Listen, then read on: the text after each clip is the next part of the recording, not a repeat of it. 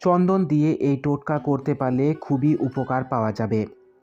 জ্যোতিষশাস্ত্র মতে সকালবেলা ঘুম থেকে উঠেই আমরা যখন জল দিয়ে হাত মুখ পরিষ্কার করি, তখন হাতে চন্দন কাঠ ঘষে তার উপর হাত ধুয়ে দিতে হবে।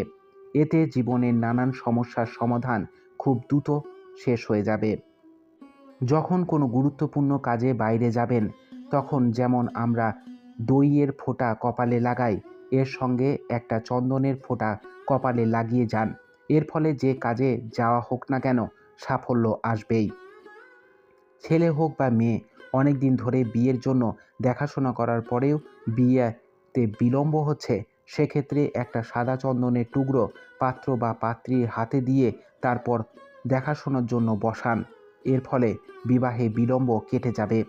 হঠাৎ খুব বেশি ঘন ঘন বিপদের মুখে পড়তে হচ্ছে, এক্ষেত্রে বিপদ থেকে রক্ষা পেতে একটি ছোট লাল চন্দনের টুকরো মা কালীর চরণে রেখে আসুন। পরের দিনই চন্দন কাঠটা বাড়ি নিয়ে এসে শুদ্ধ জায়গায় রেখে দিন। কিছুটা গঙ্গা জলের মধ্যে হলুদ চন্দনের গুঁড়ো বা গুঁড়ো সম্ভব না হলে চন্দন বেটে একত্রে মিশিয়ে ব্যবসার জায়গায় রেখে দিন। লাল চন্দনের গুঁড়ো, অশ্বগন্ধা এবং কর্পূর একসঙ্গে ঘরের ভিতরে জ্বালিয়ে নিন। এর ফলে ব্যবসার উন্নতি ঘটবে চূড়ান্ত পর্যায়ে। প্রতি রবিবার সকালে স্নান করে কপালে লাল চন্দনের তিলক আঁকুন।